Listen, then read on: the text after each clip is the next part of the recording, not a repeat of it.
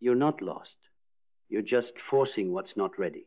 You're not broken, you're not behind, you're not forgotten. But you are trying to bloom in soil that hasn't thawed yet.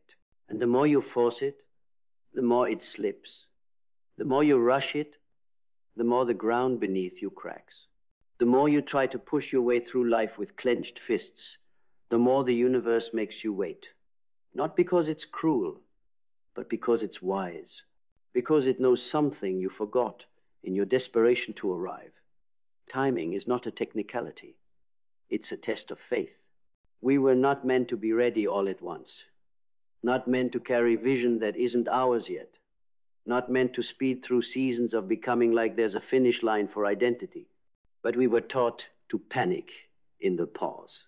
We were taught to fear stillness, to mistake not knowing for failing, to interpret delay as denial. So we hustle, we grind, we force, we pretend. We try to make sense of the fog by sprinting through it. But clarity doesn't come from speed. It comes from stillness, from standing in the unknown and not flinching, from breathing in the ambiguity and saying this too is sacred. Carl Jung said, until you make the unconscious conscious, it will direct your life and you will call it fate. But we rarely slow down enough to meet our unconscious face to face. We call confusion a crisis. We call not having it all together weakness. We force smiles through anxiety. We fake certainty through chaos. We chase clarity, not realizing it's something that emerges, never something we earn by pressure. You're not lost. You're just being initiated into a depth that cannot be explained, into an alignment that cannot be strategized, into a version of you that isn't built through control, but through surrender. And surrender is not passive. It is not weakness. It is the ultimate act of trust. Trusting your path, trusting your process, trusting that what is for you doesn't require desperation, it requires presence. But presence requires a death of the false self.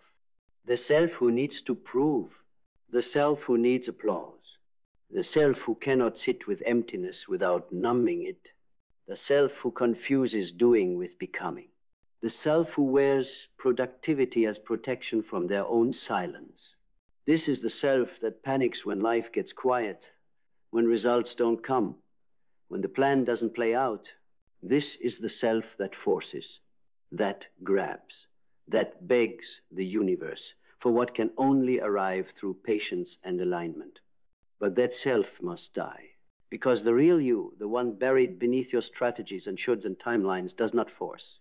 It listens, it waits, it trusts, not in passivity, but in precision, because there is a deeper intelligence at work in your life, something beyond algorithms and goal setting, something older than ambition, something sacred, and it does not move by deadlines.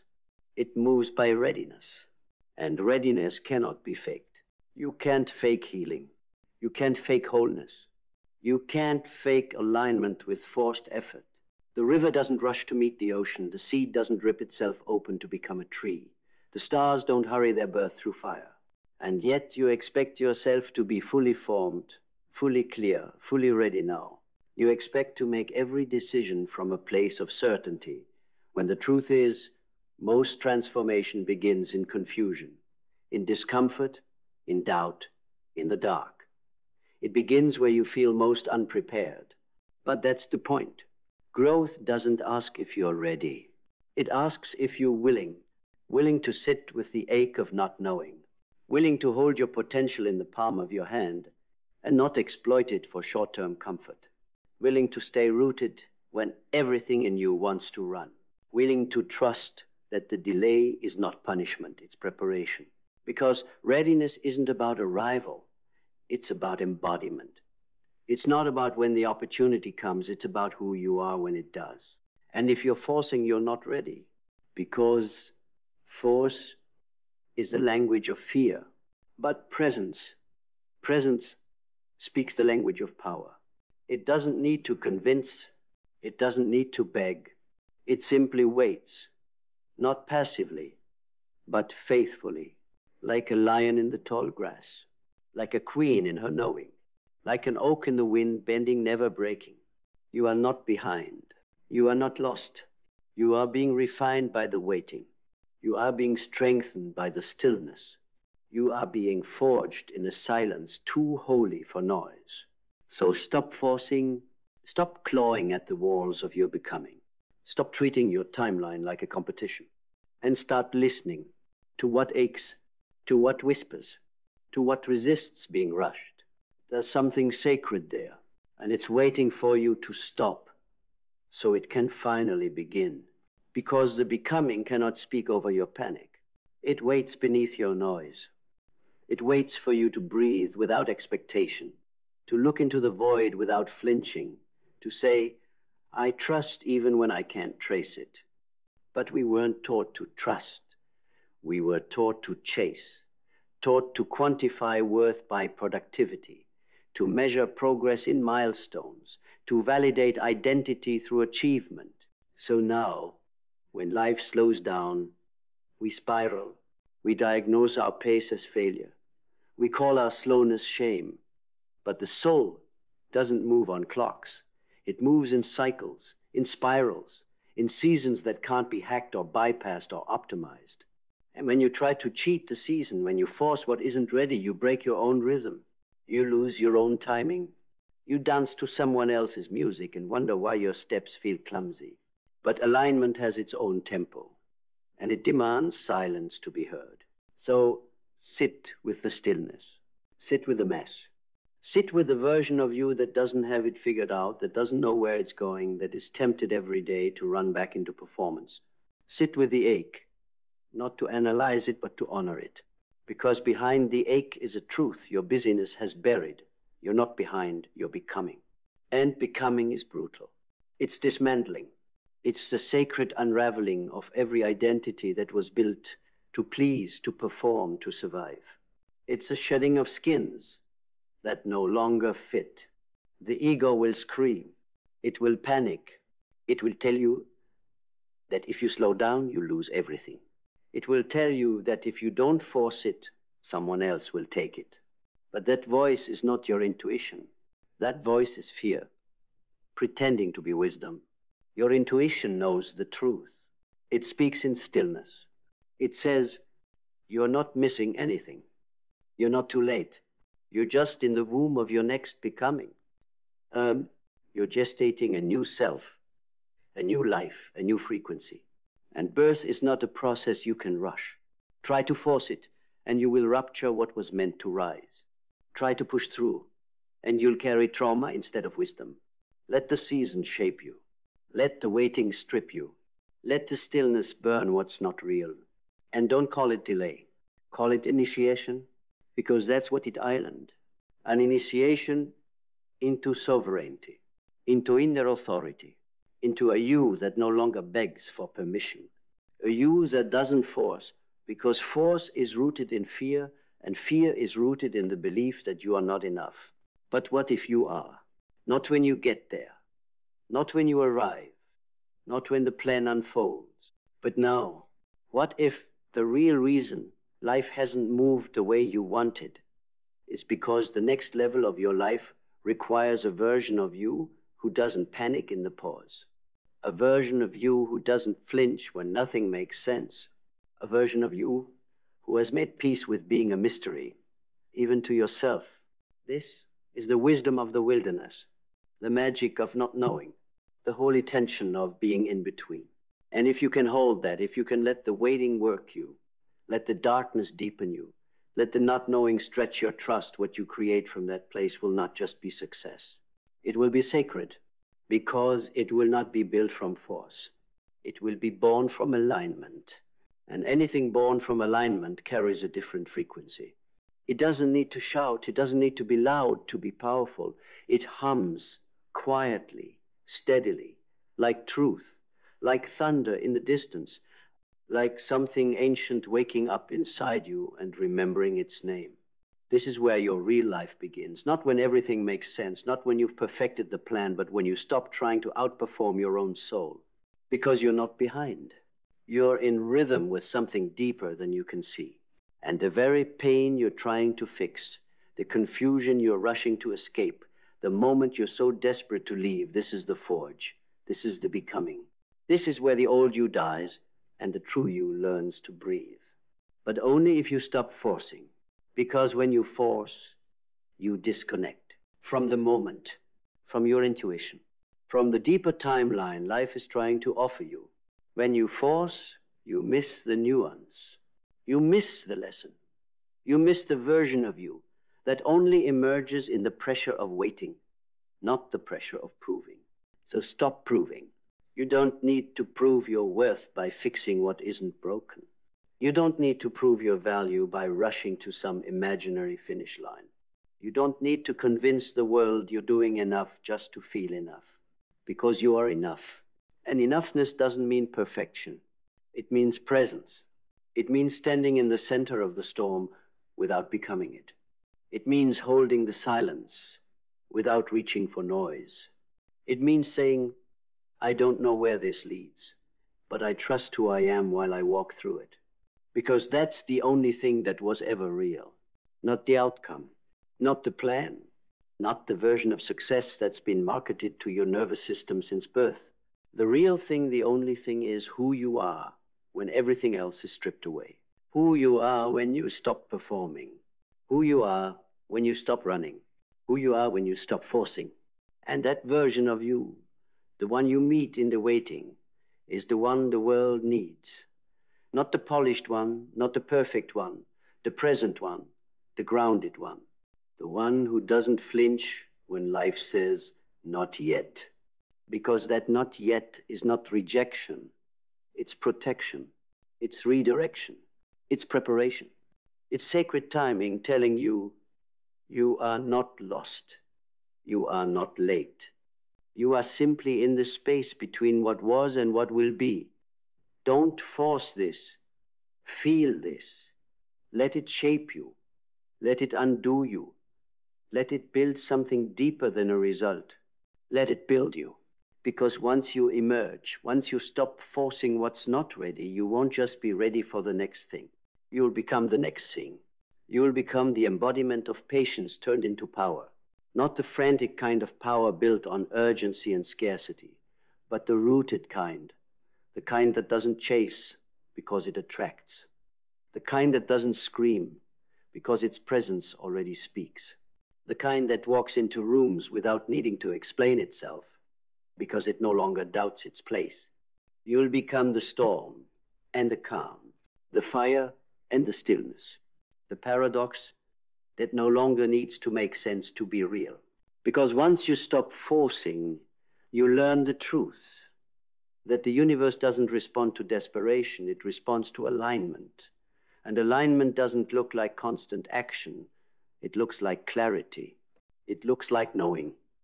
It looks like being so fully anchored in yourself that you can finally hear the whisper behind the noise. You are exactly where you need to be. No moment wasted.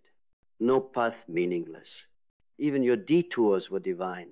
Even your delays were sacred. Even the seasons where nothing made sense were sculpting you into someone who no longer panics in silence, who no longer chases for validation, who no longer begs for a door to open when it was never your door in the first place. This is power. The kind of power no one can give you and no one can take. The kind born in the stillness most people avoid. Because when you stop forcing, you become sovereign. You become spacious. You become unshakable. Not because life suddenly becomes easy, but because you are no longer trying to control it. You're flowing with it, responding to it, partnering with it. And that partnership is where the magic happens. It's where clarity meets surrender, where vision meets patience, where purpose stops being a concept and becomes your compass, where you stop needing to find your path because you become it. With every breath, with every choice not made from fear, with every boundary you uphold not to push people away, but to protect your peace, with every time you choose rest without guilt, with every time you sit in the unknown without rushing for resolution, with every time you say, not yet, and that's okay. Because not yet doesn't mean never. It means your roots are still deepening. Your soil is still nourishing. Your spirit is still aligning. And when it's time, you won't need to force anything. It will arrive because you arrived first. You met yourself in the waiting. You found strength in the pause. You stopped searching for permission to be whole and realized you already were. You're not lost. You never were. You were just forcing what was still finding its way to you. Now let it come, in its time, on its terms. And when it does, you'll be ready. Not because you forced it, but because you finally became it. And when you become it, when you embody the very thing you were chasing, you won't feel fireworks. You won't feel a parade. You won't hear a voice from the heavens congratulating you. You feel quiet. A silence so profound it humbles you.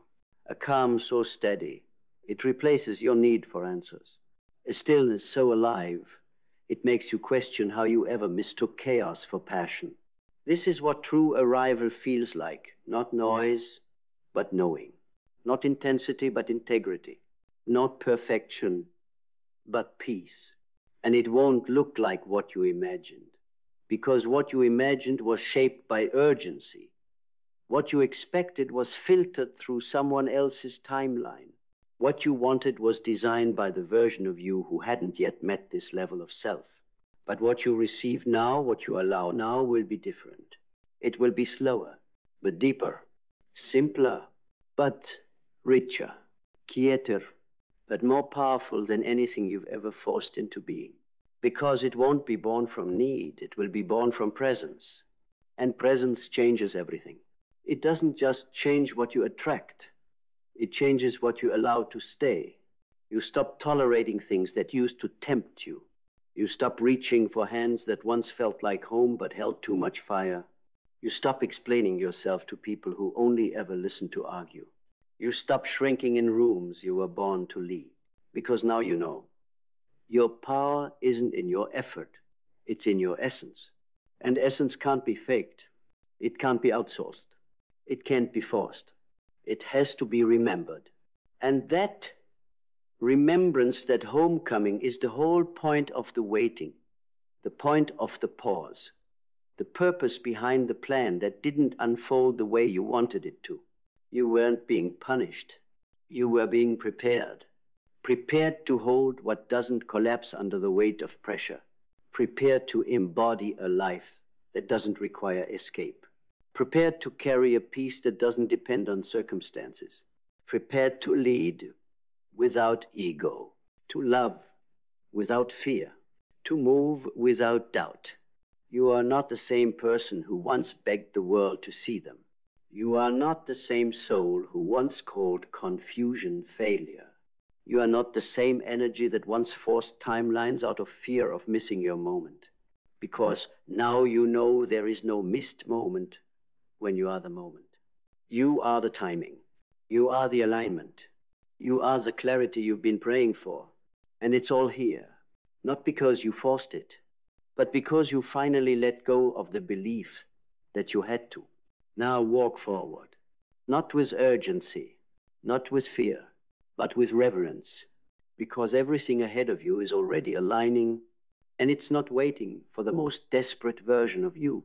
It's waiting for the one who trusts, who rests, who listens, who lets it come.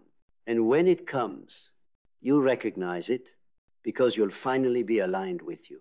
And when you're aligned with yourself, truly, deeply, immovably aligned, you stop looking for signs. You become the sign, the confirmation, the evidence. You no longer wait for the world to tell you who you are. You walk into rooms and remind it. Not with arrogance, not with loudness, but with that unshakable stillness that only comes from facing the void and surviving the silence. That inner calm that says, I've sat with myself in the dark. There is nothing left to fear. Because the person who can sit with their own uncertainty and not panic, that person cannot be manipulated. That person cannot be rushed. That person cannot be baited into desperation. Because they are no longer seduced by the illusion of urgency. They know that anything truly meant for them cannot be missed, and anything that must be forced was never theirs. You see, most people live as fugitives from themselves, running from silence, running from slowness, running from the wisdom that only whispers when the noise dies down. But not you, not anymore. You chose a different path, the harder one, the quieter one.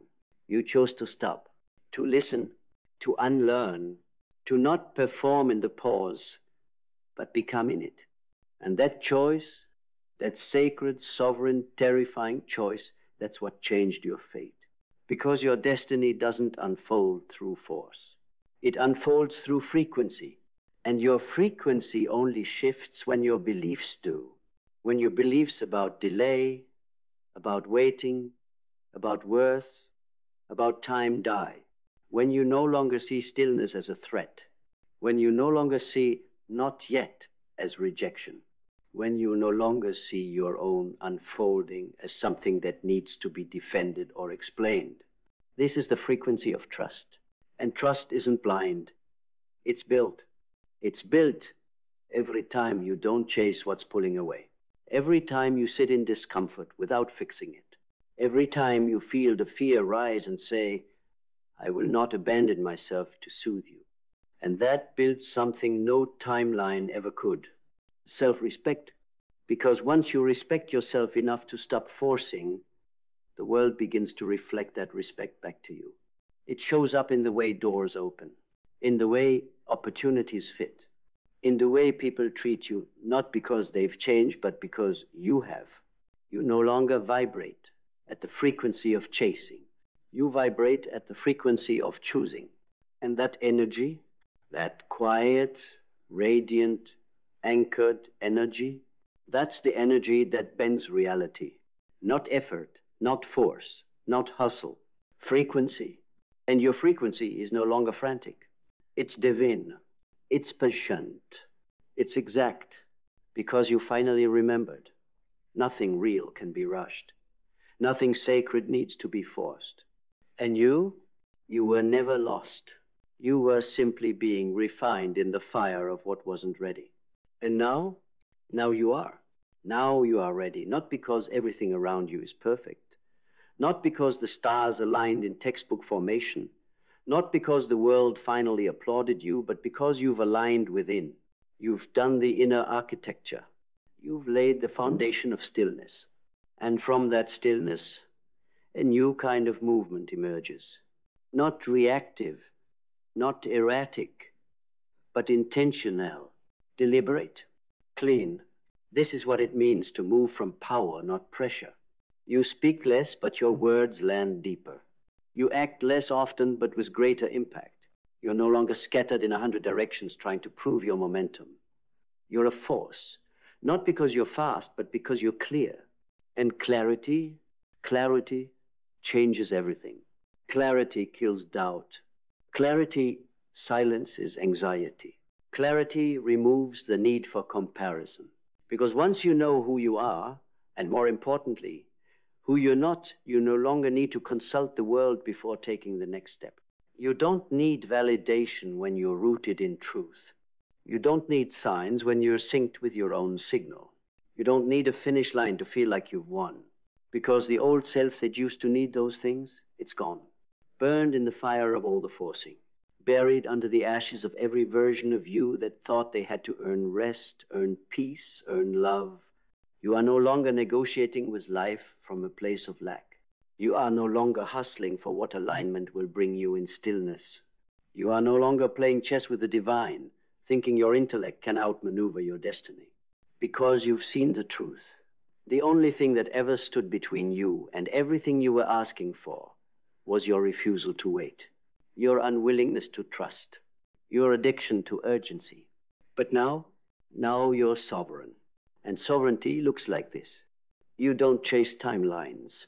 You trust rhythms. You don't argue with reality. You respond to it with grace. You don't force the blooming. You tend the soil. You water the roots. You let go of control not because you gave up, but because you finally understood you never needed it.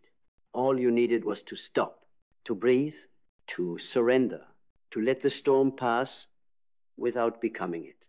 And now that you have, you see clearly. You see that you were never lost.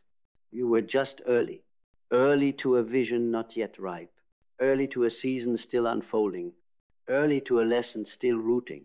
And now the ripening begins, not with thunder, but with presence, not with noise, but with gravity, because you're no longer chasing the world. The world begins to turn toward you, not because you shouted louder, but because your silence became undeniable. Your stillness became magnetic. Your restraint became sacred. And your life becomes a mirror of your trust. It flows, it opens, it responds, because you stopped forcing what wasn't ready. And you became what always was. And what always was you. Not the version masked by need, not the silhouette shaped by pressure, not the echo of other people's expectations, but the real you, the one born before the noise, before the striving, before the world told you that you had to be more, do more, prove more, just to be seen. You've come home now, and it doesn't roar, it whispers. It doesn't flash, it glows. It doesn't beg, it chooses. You don't walk into rooms to be recognized anymore. You walk in already knowing. Because when you stop forcing, you don't just get what you wanted. You discover you were the source all along. You become your own ground, your own signal, your own sanctuary. And that kind of power, it doesn't need to arrive. It just awakens. So no, you're not lost. You never were. You were simply being held, shaped, hollowed, not punished, but prepared, not late, but divinely aligned, not behind, but walking a path that couldn't be rushed, because it was building something eternal in you, a knowing, a clarity, a calm that doesn't flinch, even when the world does. This is the miracle of not forcing. This is the revelation inside the waiting. And now, as the silence softens into movement, you don't rise because it's time. You rise because you are time. You are the moment. You are the one, and nothing will ever be the same again.